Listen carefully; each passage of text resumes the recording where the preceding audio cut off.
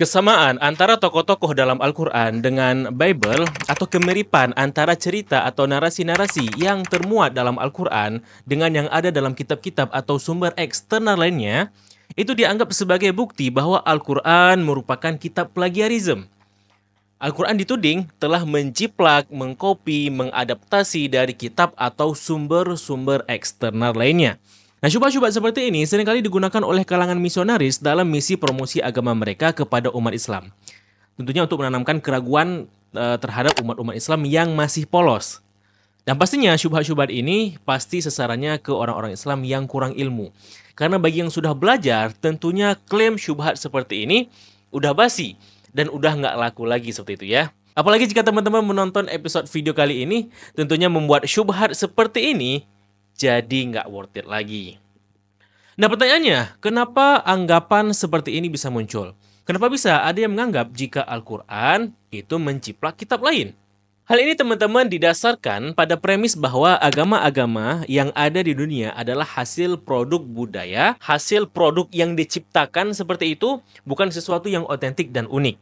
Sehingga ada anggapan jika elemen-elemen yang ada dalam suatu agama itu muncul dan dipengaruhi oleh agama atau budaya tertentu seperti itu. Dia tidak dianggap murni, tidak dianggap muncul secara otentik dan unik dengan sendirinya seperti itu. Nah, ini merupakan paradigmanya para orientalis barat sekuler, yang sekuler teman-teman, khususnya mereka yang berasal dari sekolah sejarah agama yang bermula dari Universitas Göttingen Jerman pada abad ke-19. Nah, menariknya teman-teman, paradigma tentang agama yang seperti ini itu awalnya kan muncul di barat ya. Dan awalnya teman-teman, agama yang dianggap itu dipengaruhi oleh agama dan budaya-budaya lain itu adalah Kristen. Dan Bible itu juga dianggap kitab yang menjiplak dari legenda-legenda lain, khususnya seperti Yudaisme Helenistik atau Philo. Jadi sebelum para misionaris menuding jika Al-Quran adalah kitab plagiat dan Islam adalah agama yang dipengaruhi oleh agama lain, kekristenan sendiri itu sudah dahulu mendapatkan klaim seperti itu. Bukan oleh orang Islam, melainkan oleh para orientalis dan peneliti dari barat sendiri.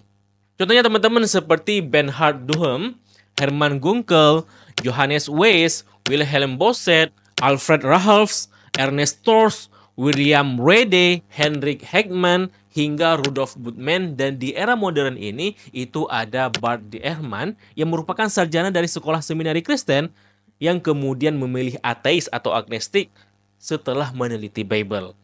Nah, setelah kekristenan itu diobok-obok sedemikian rupa hingga memunculkan sikap tidak percaya pada keotentikan agama Kristen, sikap tidak percaya kepada agama, khususnya agama Kristen, atau disebut sebagai era Aufklärung atau abad pencerahan, yakni pada abad ke-17 hingga 18. Nah, di abad ke-19 atau awal abad ke-20, mereka kemudian mencoba menggunakan metodologi paradigma yang sama yang mereka gunakan untuk mengupas dan mengobok-ngobok kekristenan untuk juga mengobok-ngobok agama lainnya, yakni agama Islam khususnya, yang ketika itu ada dan mayoritas berada di timur sebagai komoditas proyek riset mereka di universitas mereka seperti itu ya, oleh orientalis.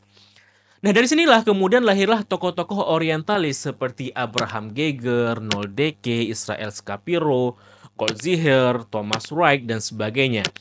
Nah, mereka ini yang kemudian menyusun tesis dan riset yang mengklaim, yang memberikan klaim bahwa Al-Quran itu mengandung narasi-narasi atau ayat-ayat yang diduga diplagiat, dijiplak dari sumber-sumber atau kitab-kitab lain dari agama lain seperti itu. Nah, di waktu yang sama teman-teman, karya-karya orientalis tentang Islam yang seperti ini itu dianggap sebagai harta karun oleh lembaga-lembaga misionaris Kristen yang pada abad ke-19 dan di awal-awal abad ke-20 lagi marak-maraknya misi pemurtadan mereka di kawasan Asia, di kawasan Arab dan India seperti itu. Karena juga ya lagi era kolonialisme barat gitu ya. Dan benar saja teman-teman, anggota dari lembaga misionaris yang bernama Ladies League in Aid of the Delhi Mission yang ditempatkan di Bangalore, India, mereka kemudian menerjemahkan karya-karya orientalis ini dari bahasa Perancis, dari bahasa Jerman, dan sebagainya ke dalam bahasa Inggris dengan harapan dapat membantu para misionaris Kristen dalam berurusan dengan orang-orang Islam. Ya, untuk tujuan pemurtadan lah gitu bahasa singkatnya gitu ya. Nah, 2 tahun kemudian, terjemahan tersebut kemudian diterbitkan oleh lembaga misionaris bernama Delhi Mission of the Society for Promoting Christian Knowledge di Madras, India. Nah, hal serupa teman-teman itu juga dilakukan oleh William Santo Clare Tisdale, seorang misionaris Inggris yang bertugas di Persia.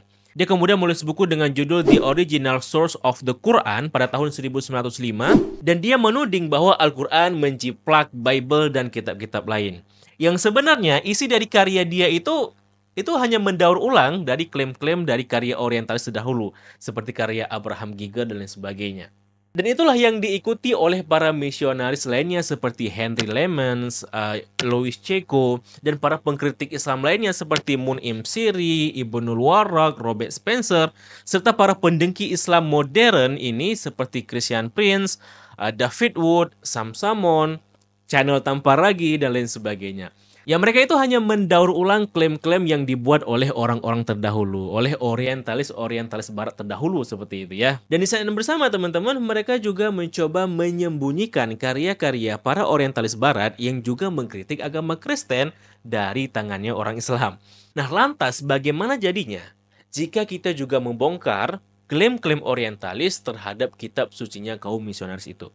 Khususnya klaim kitab suci sebagai kitab plagiat kan gitu. Oleh karena itu teman-teman, kita telah berhasil merilis e-book terbaru dengan topik ini dengan judul Benarkah Al-Quran Menjiplak Bible dan Kitab-Kitab Lain. E-book ini teman-teman berisi 700-an halaman, ya, sekali lagi 700-an halaman dengan 6 bab, dan khusus di sini kita membahas tentang tudingan dan klaim misionaris dan orientalis terkait tuduhan bahwa Al-Quran kitab plagiat dan memplagiasi atau mengkopi atau menjiplak dari Bible maupun kitab-kitab lainnya. Dan disertai juga foto dan ilustrasi dari bukti-bukti yang ada dengan referensi footnote itu mencapai 1000-an catatan kaki. Ya, dengan kata lain, e-book ini dibuat bukan sekedar bacaan asumtif dan spekulatif, tetapi juga kita mencoba menyajikan data dan bukti yang memuaskan bagi teman-teman. Data yang otentik dan data yang objektif gitu ya. Nah, tentu isi dari e-book dengan 700 halaman ini, itu tidak dapat kita uraikan semua di satu video ini.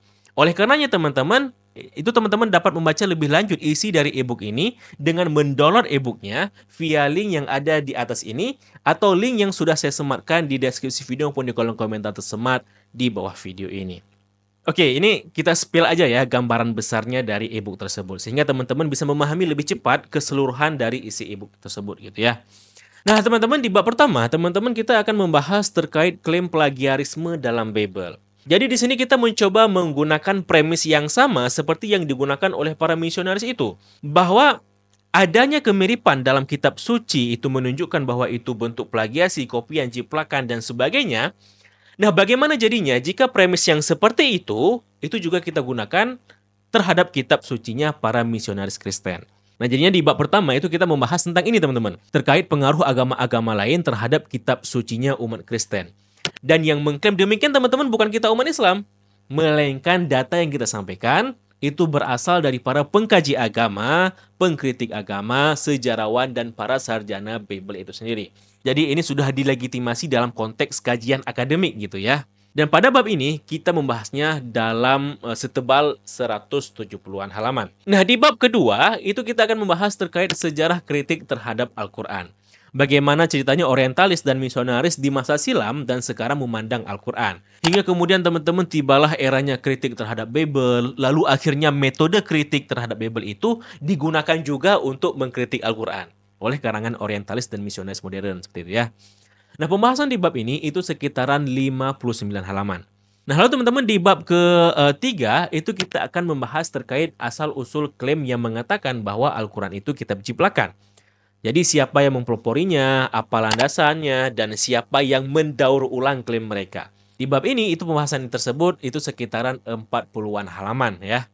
Nah, kemudian di bab keempat, di sini kita akan membahas beberapa alasan-alasan yang membuat tidak mungkinnya Al-Quran itu mengandung plagiat. Ketidakmungkinan itu, teman-teman, itu kita bahas terkait fakta sosial, fakta sejarah, fakta antropologi, hingga fakta teologis.